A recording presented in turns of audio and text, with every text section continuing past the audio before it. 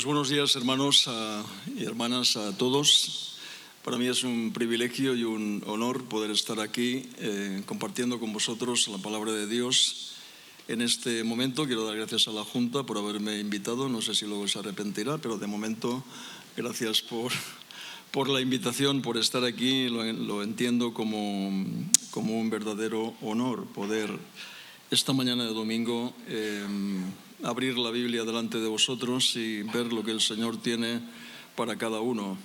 Quiero decir que voy a proponer una ponencia y no tanto una predicación. Sé que un domingo por la mañana, en el contexto del partimiento del pan, lo que hay que hacer es una predicación al uso, pero me voy a centrar en un esquema, digamos, de ponencia y no tanto de predicación. Así que para que todos lo tengamos en cuenta.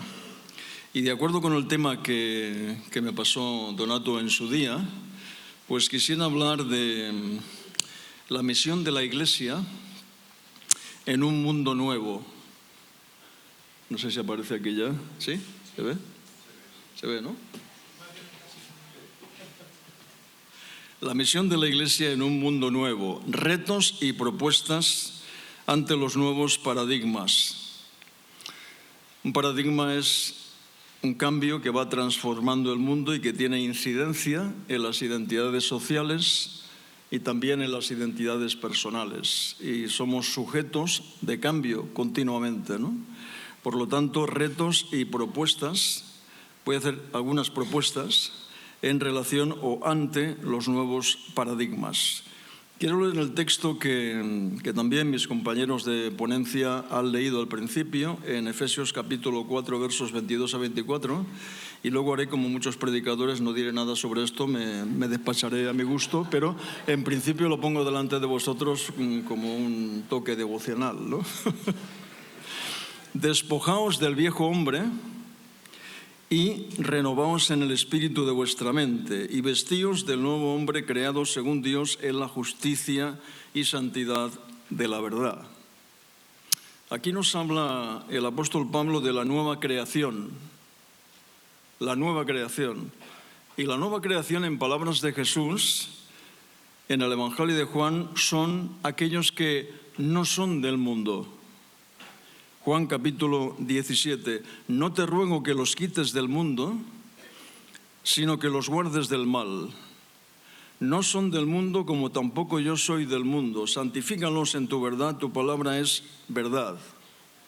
Como tú me enviaste al mundo, así yo los he enviado al mundo. La misión es una cadena de envíos. Dios Padre envía a Dios Hijo, que se convierte en el misionero de la Trinidad. Y el misionero de la Trinidad es el que envía a la Iglesia al mundo desde el modelo programático de su propia misión. No solo hay mandamiento, sino que hay modelo. Y el modelo hay que seguirlo. Como el Padre me envió, así también yo os envío. Estas palabras se parecen mucho a las que acabo de leer, pero están dichas en distintos momentos, porque precisamente estas últimas son las palabras del Jesús resucitado, es decir, de aquel que tiene poder sobre la vida y sobre la muerte. Por tanto, bajo estos esquemas nos vamos a mover dentro de la ponencia.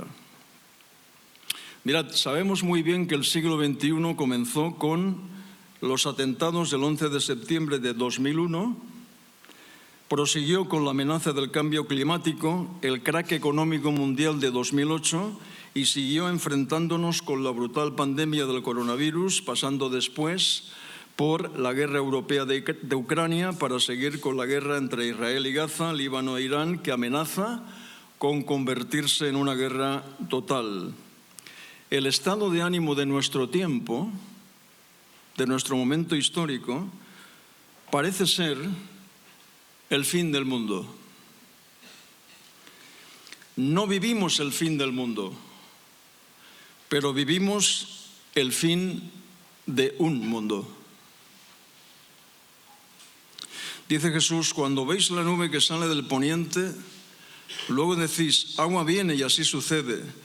y cuando sopla el viento del sur decís, hará calor, y lo hace. Hipócritas, sabéis distinguir el aspecto del cielo y de la tierra, y cómo no distinguís este tiempo. Lucas capítulo 12, versículos 54 y 56. La fe del cristianismo aparece ligada a la climatología, dice Jesús. Echa raíces en la tierra y se asocia al momento sociocultural para su crecimiento y desarrollo. Por esta razón es tan importante el aviso del Señor de mirar una y otra vez a las nubes para determinar cuál es el clima ambiental.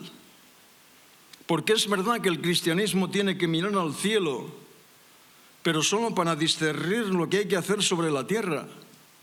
Porque aquí está hoy por hoy nuestra casa y se nos prohíbe trascenderla antes de tiempo huyendo a la estratosfera. ¿Está claro? Tenemos la responsabilidad de auscultar los signos de los tiempos, el momento histórico que nos toca vivir. Aquí y ahora nos emplaza Jesús a salir del aislamiento inmovilista y, si podemos conocer los ciclos de la naturaleza, ser capaces también de interpretar el momento presente para juzgar lo que se ha de hacer y cómo hay que hacerlo. Porque somos llamados a ser cristianos e iglesias de nuestro tiempo, más que de nuestra edad. Esto es importante, ¿eh? En los últimos 50 años, medio siglo, es mucho tiempo, han tenido lugar 4 congresos mundiales sobre evangelización, básicamente sobre la misión de la Iglesia. El primero fue en Lausanne, Suiza, en 1974. El segundo, Manila, Filipinas, 1989. El tercero, Ciudad del Cabo, Sudáfrica, 2010. Y el cuarto acaba de terminar hace solamente unos días. Ha sido en Seúl, Corea del Sur. Y mirad, en ellos se ha debatido y consensuado lo relacionado con la Iglesia en estado de misión. Se ha estudiado, se ha debatido, se ha consensuado todo lo que tiene que ver con este tema central para la Iglesia del siglo XXI. ¿Cuáles son los temas más importantes y más recurrentes que han aparecido en el último congreso y en los 3 anteriores? Los temas más importantes que se repiten una y otra vez, sobre todo las conclusiones. Voy a deciros cuáles son. En primer lugar, la centralidad de la palabra de Dios. En segundo lugar, el seguimiento de Jesús. En tercer lugar, los pastores, que tienen que ser modelos y capacitar a otros. Y en cuarto lugar, la Iglesia en el mundo virtual, en el mundo online.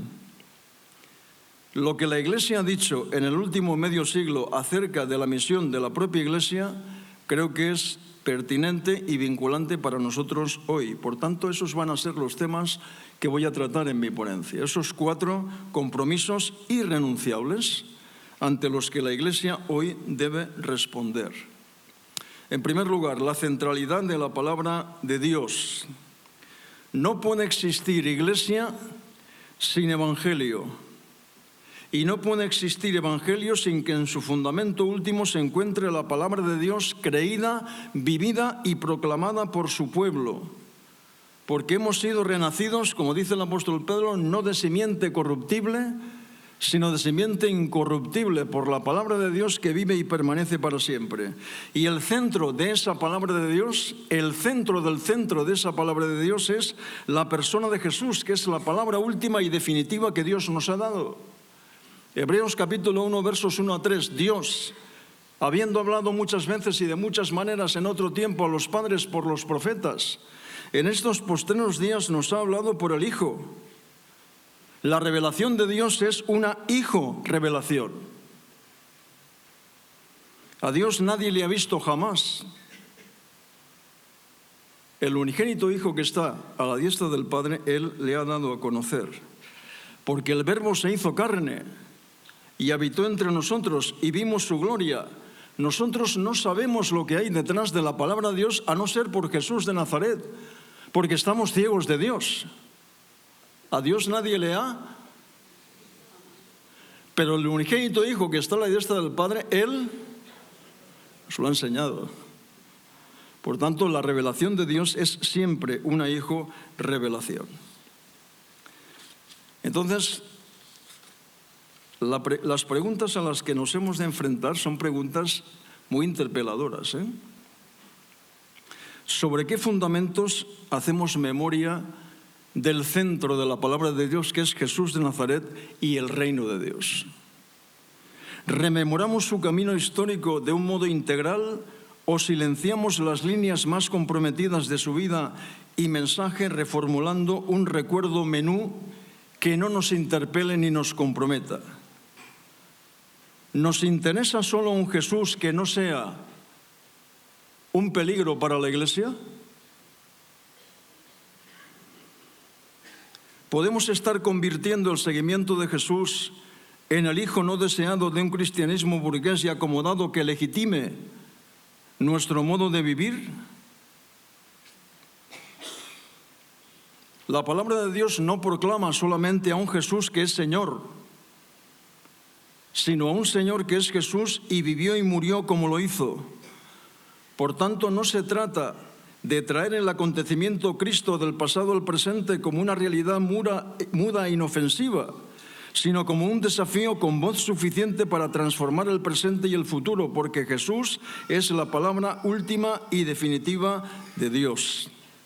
Por eso confesamos, como el apóstol Pablo, Romanos 1, 16, 17, no me avergüenzo del Evangelio, porque es poder de Dios para salvación a todo aquel que cree, al judío primeramente y también al griego. Segundo compromiso ante el que la Iglesia tiene que responder: la Iglesia ante el seguimiento de Jesús. Durante los últimos 40 años he tenido la oportunidad de enseñar cristología en distintos lugares. La frase con la que empiezo cada clase, cada curso, la primera hora, primer minuto, es esta: la cristología funda la eclesiología. La cristología funda la eclesiología. Solo se puede construir la Iglesia desde el seguimiento de Jesús. Su vida, su muerte, su resurrección, su ascensión y su glorificación. Estamos acostumbrados a pensar y a creer que la muerte de Jesús es el centro del Evangelio. Pero no es así. Y antes de que me apedreéis, añadiré, la muerte de Jesús no es el centro del Evangelio.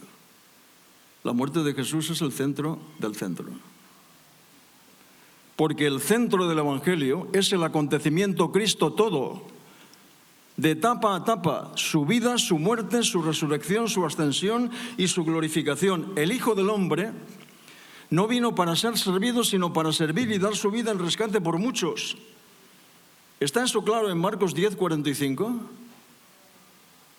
Dar la vida no es solo morir por, sino vivir para. Aquí cuenta todo. Y no podemos infravalorar ni oscurecer la vida de Jesús, porque ahí está la demanda del seguimiento, del discipulado. ¿Dónde nace la comunidad del seguimiento? Mirad lo que dice Marcos capítulo 1, versos 16 y siguientes. Andando junto al mar de Galilea, vio a Simón y a Andrés, su hermano, que echaban las redes en el mar porque eran pescadores. Siempre me ha llamado mucho la atención esta frase de que echaban la red en el mar porque eran pescadores. ¿Qué van a ser, no? Los que echan la red en el mar, digo yo. No van a ser toreros, ¿no? O sea, los que echan la red en el mar son los pescadores, sí. Y haré que seáis pescadores de hombres. Y dejando luego sus redes, le siguieron. Este texto aparece también de otra manera en el resto de los evangelios sinópticos, en Marcos y en Lucas. Pero se dice algo que llama mucho la atención y que a veces lo interpretamos muy mal. Venid en pos de mí, esta frasecita, venid en pos de mí y os haré pescadores de hombres. ¿Cómo? Pescar hombres es una expresión popular que tiene un matiz casi grosero, porque se utiliza en sentido despectivo, como si se dijera pillar a uno, echarle el guante o hacerlo caer en una trampa.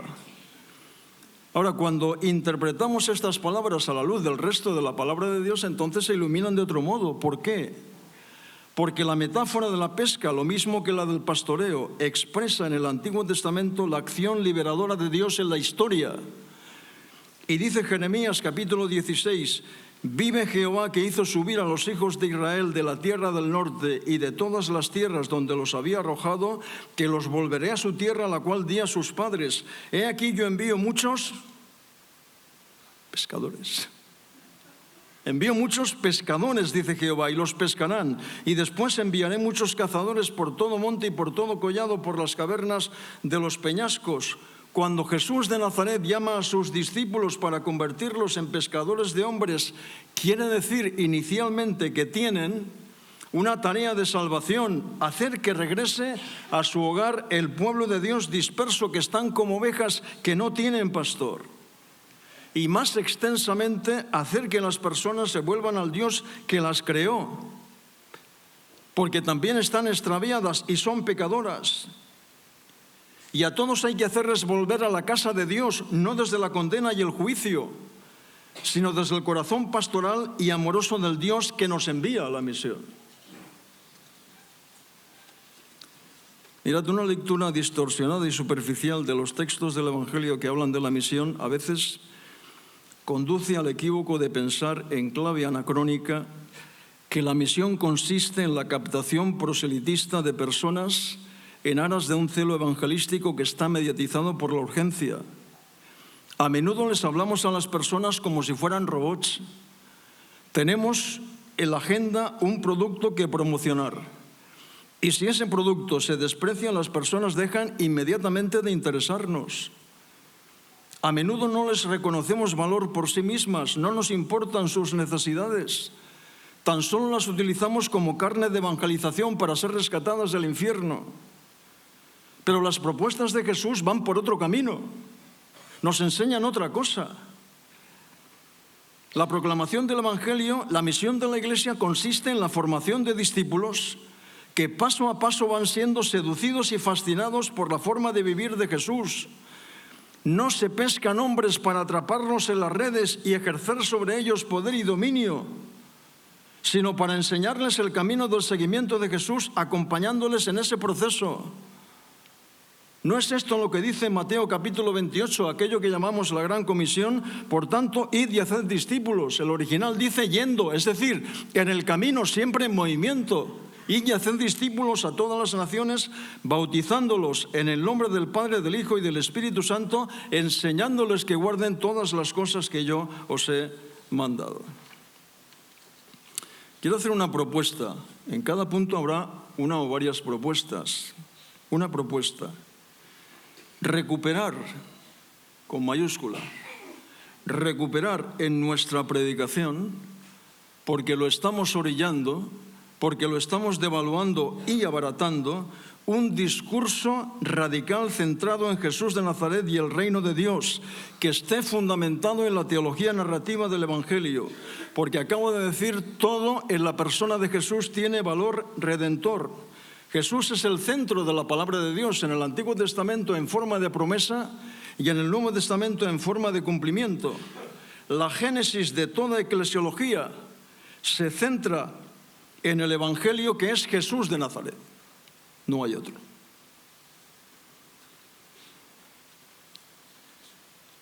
Tercer compromiso ante el que la Iglesia ha de responder. Y aquí nos vamos a atar los machos un poco. La Iglesia ante la renovación pastoral.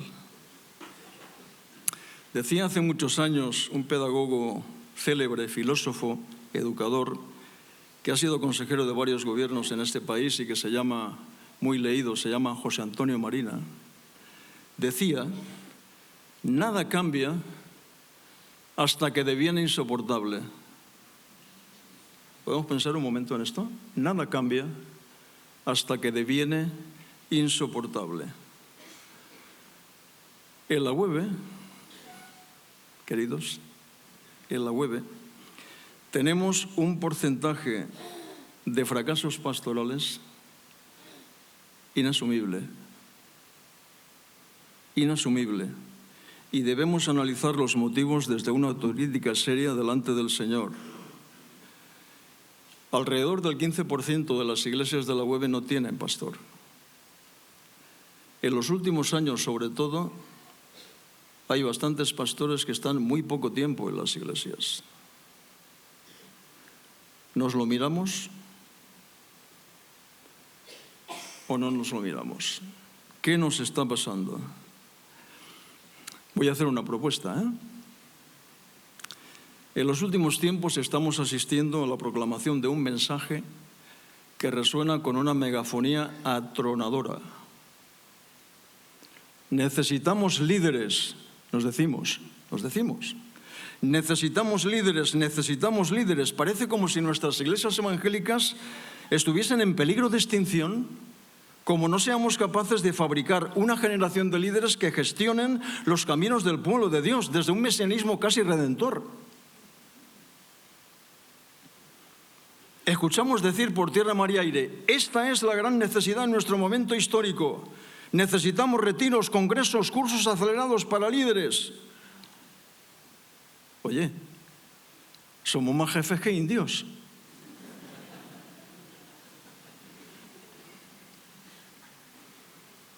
Pretendemos fabricar líderes microondas como los chorizos, en serie, olvidando los peligros que esto encierra. ¿Cómo es posible que con la cantidad de líderes que supuestamente hemos levantado en las últimas décadas tengamos multitud de líderes y tan pocos pastores? ¿Cómo puede ser? ¿Cómo se entiende esto? Hay un crecimiento exponencial desorbitado de líderes.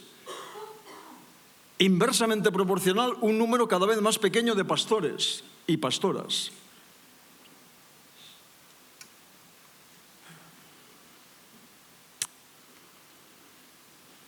A mi juicio, este es un criterio personal, pero contrastado.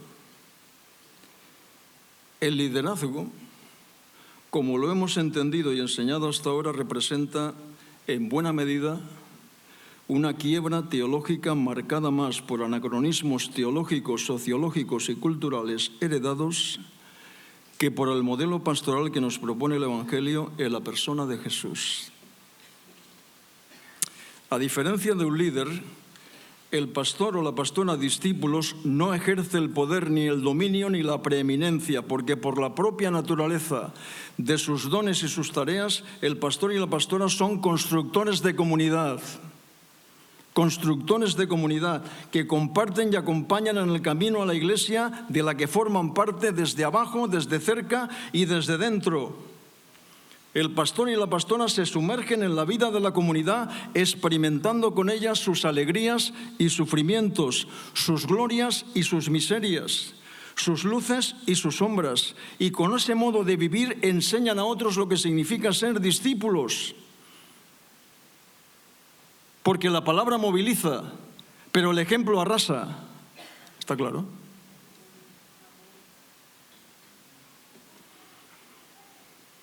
En la Iglesia del Señor, la fuerza de la unidad es el amor. La fuerza de la diversidad son los dones. Pero la fuerza de la división es el poder. Y lo que la Iglesia necesita hoy no son líderes provenientes del mundo de las estrellas, sino pastores y pastoras conforme al corazón de Dios que sean formados a fuego lento en el modelo programático del seguimiento de Jesús desde sus comunidades locales. Jesús de Nazaret, nuestro Señor y Maestro, siempre tuvo presente que las personas olvidan lo que oyen, pero hacen lo que ven, como los niños. Por eso convirtió la totalidad de su existencia en servicio a Dios y a los hombres. Jamás apeló Jesús a su formación, ni a su posición, ni a su condición para reclamar seguimiento. Todo lo contrario, la autoridad del Maestro radicó en la propuesta de una vida disponible que no actuó nunca desde el poder impositivo, sino desde la ejemplaridad convincente. Y desde ese marco ético incontestable, enseñó a los suyos no cómo convertirse en prestigiosos dirigentes, sino cómo pasar a ser de un grupo atomizado por aspiraciones de poder y dominio no confesadas a una comunidad fraterna en la cual no hubiera rastro alguno de primeros. Porque mirad, hermanos, esto que voy a decir ahora lo escribí hace muchos años en uno de mis libros y lo he rescatado para leerlo en esta ocasión. El verdadero pastorado, entendido como extensión del modo de proceder del Maestro, solo se hace realidad cuando se ha aprendido el arte del seguimiento, es decir, el viaje interior con el Señor, reconociendo el propio caos de pecaminosidad, de prejuicios y de miedos que albergamos. Si en lo más profundo del corazón nos hacemos conscientes de nuestras tendencias, tantas veces manipuladoras, a pesar de la retórica que empleamos con los demás, entonces poseemos un autoconocimiento de inmenso valor. Porque, en último término, la calidad de la integridad de una persona es la que determina el auténtico carácter de su tarea pastoral y no el hecho de que ostente o deje de ostentar una presunta posición de autoridad. Esa es la abismal diferencia que media entre líderes mediáticos y pastores y pastoras, siervos y discípulos. Así que quiero hacer aquí varias propuestas. La primera, rectificar nuestros esfuerzos y estrategias. Dejar de buscar líderes debajo de las piedras. Dejar de buscar líderes debajo de las piedras y asumir como iglesias el compromiso prioritario de enseñar y vivir el seguimiento de Jesús y el reino de Dios como centro del Evangelio para toda la iglesia. Para toda la iglesia.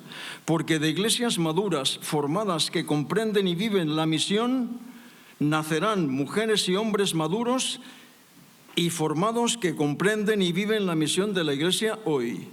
Y esa dinámica esforzada ayudará en la voluntad de Dios a lograr lo que todos esperamos, que el Señor levante nuevas vocaciones para el avance del reino de Dios. Para esto no hay atajos, no hay soluciones de compromisos, no nos puede vencer la prisa. Es cuestión de trabajo, de paciencia, de constancia y de disciplina y de dependencia del Espíritu. Punto final. Ya está. En segundo lugar, una autocrítica. Vamos a criticarnos un poco. A veces somos tan autocomplacientes. Vamos a criticarnos un poco. Cuando hay fracasos pastorales, estoy hablando sobre todo de nuestra unión, todos o casi todos dirigimos la mirada a aquel hermano y amigo que está allí, que se llama Julio Díaz. ¿Dónde está Julio? Aquí, ¿verdad? El chivo expiatorio de todos los problemas que tenemos, pastorales y etcétera, la culpa la tienes tú. Estoy hablando con ironía, ¿eh? ¿No es cierto, verdad? Siempre pensamos... No. A la Facultad de Teología se le puede pedir que enseñe una cristología que tenga como centro nuclear la persona de Jesús y el reino de Dios. Se le puede pedir, se le pide. A la Facultad de Teología se le puede pedir que enseñe una eclesiología fundamentada en el seguimiento de Jesús. Se le puede pedir que en su currículum exista una teología sistemática ortodoxa. Pero lo que no se le puede pedir a la Facultad de Teología es que haga milagros implantando vocaciones. Eso no se le puede pedir. Para cumplir con sus objetivos, la Facultad de Teología necesita trabajar, enseñar, educar y orientar a personas que posean previamente un llamado de parte de Dios, porque lo que hace, y lo hace con excelencia, y lo sabemos, es formar el material humano que le envían las iglesias. Entonces, el segundo actor en juego el segundo actor en juego en esta autocrítica tienen que ser las iglesias enviantes. Las iglesias que enviamos estudiantes a la Facultad de Teología, y las preguntas que tendríamos que hacernos son estas. ¿A qué personas estamos recomendando para ir a estudiar a la Facultad de Teología UEB? ¿Se puede identificar en ellas un llamado claro? ¿Vemos en estas personas una verdadera vocación? ¿Hay en ellos, mujeres y hombres, una trayectoria probada de servicio y compromiso con la Iglesia? Si se responden correctamente, adelante. Pero, queridos hermanos, lo digo esto con mucho cariño, aunque sea una frase un poco coloquial. La Facultad de Teología no endereza jorobados. No es su papel, no puede. Los milagros los hace el Señor. Y creo que sabéis de qué estoy hablando, ¿eh? Y el tercer actor en juego son las iglesias que buscamos pastores. Las iglesias que buscamos pastores hemos de conocer con certeza a quién llamamos. No puede vencernos la prisa. ¿Qué perfil de pastor o pastora necesitamos? No da igual uno que otro. No da igual. Las iglesias tienen distintos tamaños. Las iglesias son rurales o urbanas. Las iglesias son de reciente implantación o comunidades de muchos años. Las iglesias viven momentos vitales distintos porque cada iglesia tiene su propio código genético, su ADN, tiene vida propia y están conformadas sociológicamente por colectivos muy distintos. Y todos esos factores, a la hora de pensar en un candidato, hay que tenerlos en cuenta. Por tanto, ante un proceso de búsqueda para encontrar a la persona idónea se reclama oración, una selección hecha con excelencia desde el discernimiento y la sabiduría del Espíritu, porque en esto, queridos hermanos y hermanas, no podemos equivocarnos. Y no podemos equivocarnos porque el precio de hacerlo es demasiado alto. Y por último, como propuesta, crear como prioridad impostergable, con mayúscula, subrayado, en negrita, en cursiva y con luces de neón. Prioridad impostergable. Crear infraestructuras duraderas para fomentar la figura de pastores y pastoras mentores. Nuestro querido hermano, pastor y maestro y amigo Samuel Escobar, que se citó ayer, dentro de 10 días cumplirá 90 años, en un libro suyo que se llama La palabra vida de la Iglesia, en el año 2006, hace 18 años, decía esto: tengo la convicción de que para tener más y mejores pastores necesitamos que surjan más mentores. Ni las instituciones ni los grandes programas van a servir si no tenemos mentores. La continuidad y la salud de nuestras iglesias evangélicas en esta época de increíbles transiciones culturales requiere que volvamos al modelo de mentor para la formación de las nuevas generaciones de pastores. Será necesaria una tarea conjunta y concertada entre las iglesias locales y las instituciones formativas. Si esto es una prioridad, resulta inaplazable. No se puede dejar. Hay que habilitar recursos humanos, recursos económicos y estructurales para llevarlo adelante. Cuarto y último compromiso ante el que la Iglesia hoy ha de responder, y creo que este tema es muy importante y daría para mucho, pero no tenemos tiempo porque me acaban de enseñar 5 últimos minutos. Si me permitís, igual me tomo alguno más para terminar este punto. La Iglesia ante la cultura digital, ante el mundo online. ¿Somos nosotros quienes construimos el mundo? Pregunto. ¿O es el mundo que hemos construido quien nos rediseña y reconstruye a nosotros? Importa acertar con la respuesta porque el poder inteligente que hemos dado a luz en la era tecnocientífica está siendo capaz de recrearnos sin que ni siquiera nos apercibamos de ello. Las redes sociales son una herramienta de extraordinario valor para las relaciones interhumanas. Llegaron hace muchos años para quedarse, no se irán. Yo sé que muchos estarían dispuestos a orar para que desaparecieran las redes sociales. No va a ocurrir, no va a ocurrir. Muchos de nuestros hermanos desarrollan profesiones relacionadas con esto. Muchos de nosotros usamos las redes sociales en nuestras relaciones personales, eclesiales y laborales. Ahora, cuando evaluamos las redes sociales, además de su enorme valor de conexión como herramientas de tecnología, ¿qué vemos y qué aparece oculto? Es decir, ¿en qué deberíamos fijar nuestra atención? Hoy el orden terreno está siendo sustituido por el orden digital. Ya no habitamos el cielo y la tierra, sino Google Earth y la nube. Esto funciona así. El mundo se vuelve cada vez más nublado, intangible y espectral. Ya no hay nada sólido. Hoy corremos detrás de la información sin alcanzar un saber. Tomamos nota de casi todo sin obtener un verdadero conocimiento. Viajamos a todas partes sin obtener una experiencia. Nos relacionamos continuamente y, sin embargo, no participamos en comunidad. Almacenamos multitud de datos sin recuerdos que conservar. Acumulamos seguidores sin encontrarnos con el otro. Funciona así. En nuestro único universo, que parece ser el digital, los influencers, instagramers, youtubers y blogueros son venerados como modelos a seguir. En un mundo como este, son los nuevos profetas, maestros y sumos sacerdotes del mundo online. Esto imprime a su imagen una dimensión religiosa, porque actuando como motivadores y objeto de seguimiento son acogidos como auténticos salvadores.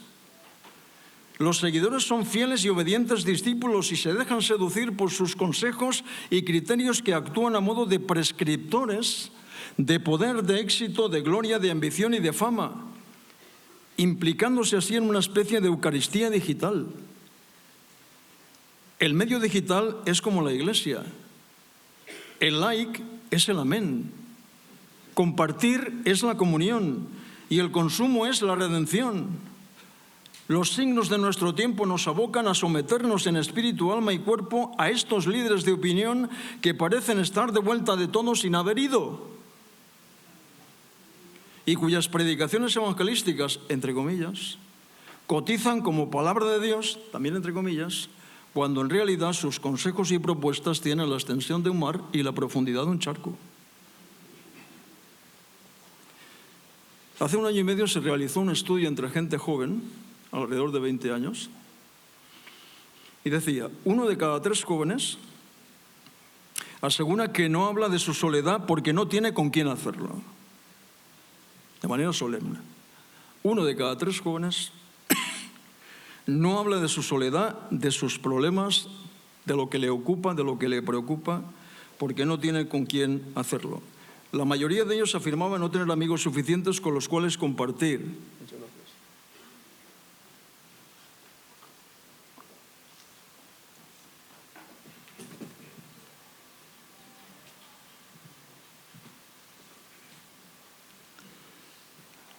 No tenía nadie con quien compartir.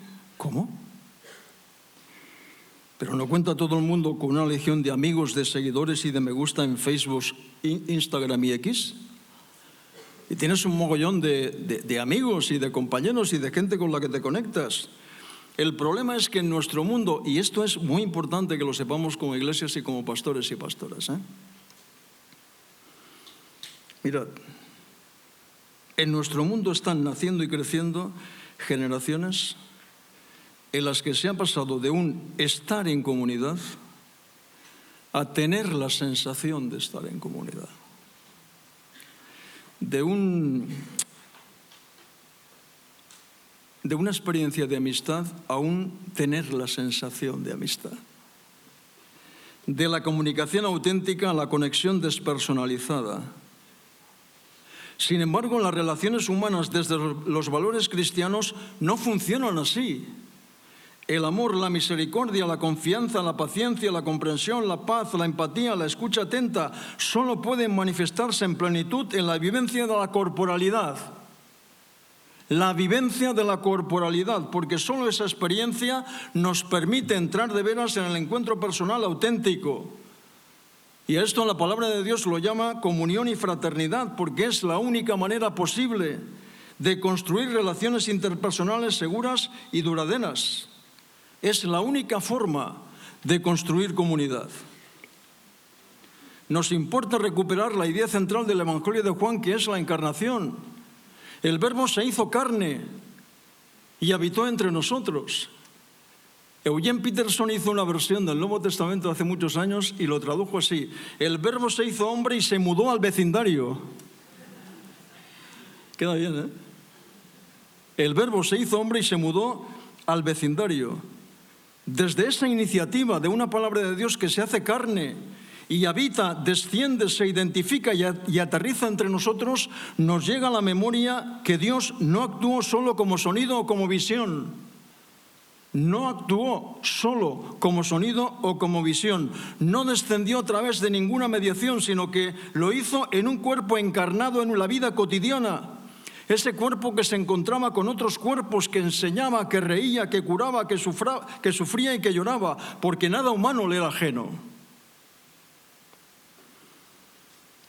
Mirando este modelo programático, el apóstol Pablo nos interpela a ser como Jesús fue y a vivir como Jesús vivió, sin medias tintas ni soluciones de compromiso, desde unas relaciones interhumanas no mediadas por nada que no sea el encuentro personal.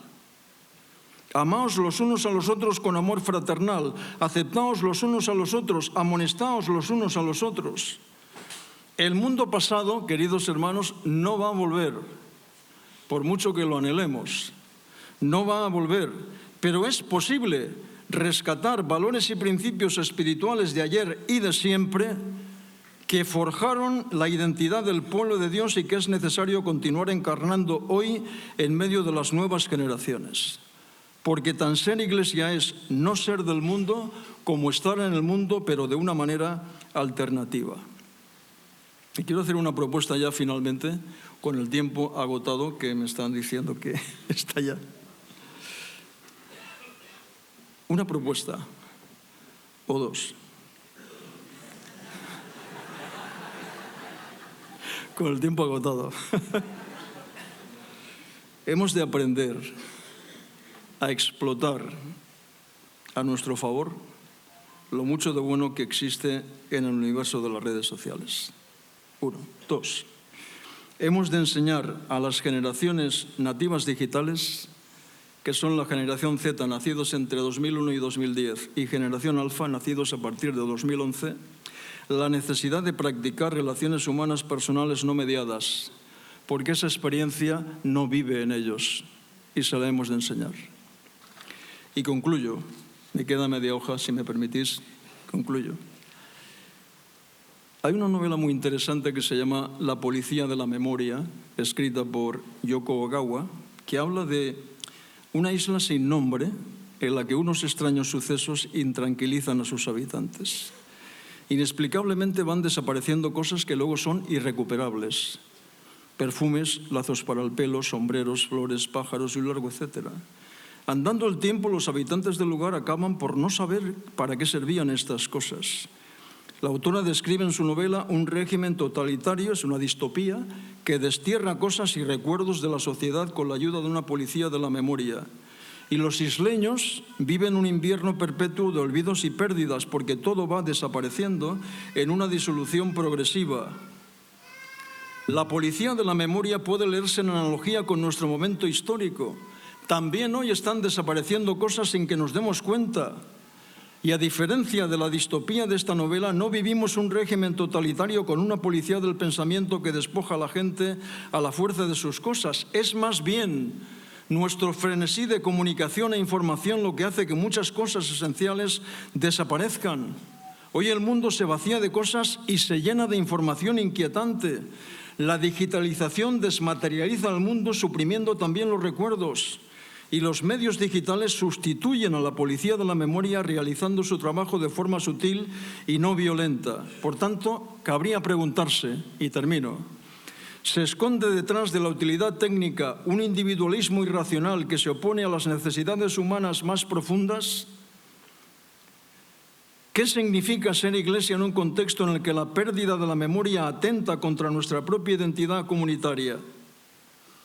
¿Qué significa ser iglesia en un contexto donde los distanciamientos se han convertido en realidades cada vez más cotidianas?